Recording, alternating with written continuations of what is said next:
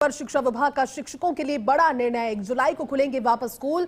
कई सालों से शिक्षकों को 24 जून को ही स्कूल बुलाया जा रहा था, लेकिन बड़ा निर्णय अब विभाग ने 1 जुलाई का समय इसके लिए निर्धारित किया है। यानी कि जो समर वेकेशंस है वो सिर्फ बच्चों के लिए नहीं बल्कि शिक्षकों के लिए भी अब उतनी ही लंबी होंगी जितनी कि विद्यार्थियों के लिए, बच्चों के लिए। और खासतौर पर कहीं ना कहीं रहता है क्योंकि साल भर के बाद में इंतजार होता है गर्मी की छुट्टियों का, लेकिन शिक्षकों को जल्द ही स्कूल जाना पड़ रहा था। 24 जून को ही स्कूल बुलाया जाता था कई सालों से शिक्षकों को, लेकिन अब विभाग ने 1 जुलाई का समय इसके लिए निर्धारित किया है। यानी कि जब स्कूल खुलेंगे बच्चे और शिक्षक साथ ही स्कूल का रुख करेंगे। एक नए शैक्षणिक सत्र में शिक्षा विभाग का शिक्षकों के लिए बड़ा निर्णय। 1 जुलाई को खुलेंगे वापस स्कूल। गर्मी की छुट्टियों के बाद कई सालों से शिक्षकों को तो 24 जून को ही स्कूल बुलाया जा रहा था, लेकिन अब 7 दिन की और छुट्टी शिक्षकों के लिए भी रहेगी।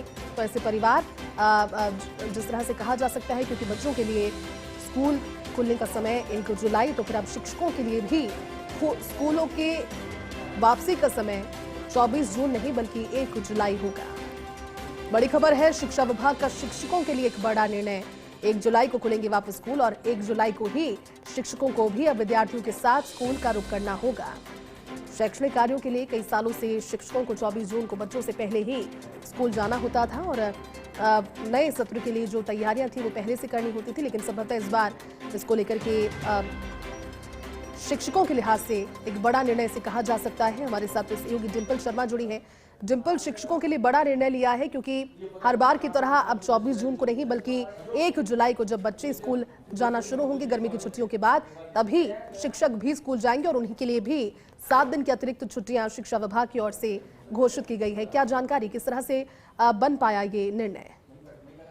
देखिए, बिल्कुल जयती, आज कह सकते हैं कि शिक्षकों के लिए बड़ी ही अच्छी खबर और 2 बड़ी महत्वपूर्ण खबर है, क्योंकि 21 जून को जिस दिन योग दिवस है और जिस दिन योगाभ्यास के लिए शिक्षकों को बुलाया जाता है स्कूल में, क्योंकि कुछ ऐसे शिक्षक भी हैं जो दूर दराज गांवों में, शहरों में स्कूल जाते हैं, तो वहां पर अध्ययन और अध्यापन के लिए भी जाते हैं। तो ऐसे में योग दिवस पर बच्चों को योग कराने के लिए उन्हें राहत दी गई है और इस बार उन्हें अपने ही नजदीकी स्कूल में योगाभ्यास कराने का निर्देश दिया। और उसी के साथ एक और निर्देश निकाला कि गर्मियों की छुट्टी के बाद जैसे ही सत्र नया शुरू होता है बच्चों की पढ़ाई के लिए, तो बच्चों का जो पढ़ाई का सेशन है या जो अध्ययन का कार्य है वो शुरू होता है 1 जुलाई से, लेकिन शिक्षकों को पहले ही बुला लिया जाता है 24 जून से ही, और ताकि 7 से 8 दिनों में जो पहले, क्योंकि नया सत्र शुरू हो रहा है, नई किताबें होंगी, नया सिलेबस होगा, तो कैसे क्या व्यवस्था होगी, किस तरीके से चीजें आगे होंगी, नए सत्र की शुरुआत कैसे होगी, इसको लेकर शिक्षकों को पहले ही बुला लिया जाता है। और ये जो 7 दिन की राहत है वो भी शिक्षकों को मिली है। और क्योंकि बहुत सारे शिक्षक ऐसे हैं, सरकारी शिक्षक हैं, बहुत सारे नहीं, ये कह सकते 70% शिक्षक ऐसे ही हैं जो अपनी जगह से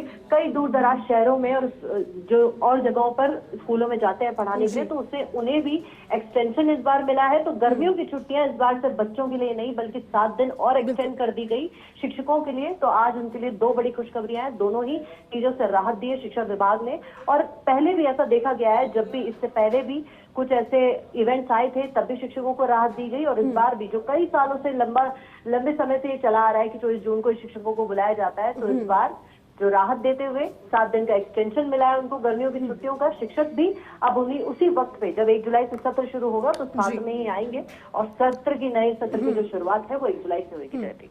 ठीक है डिंपल, शुक्रिया आपका इस बातचीत के लिए।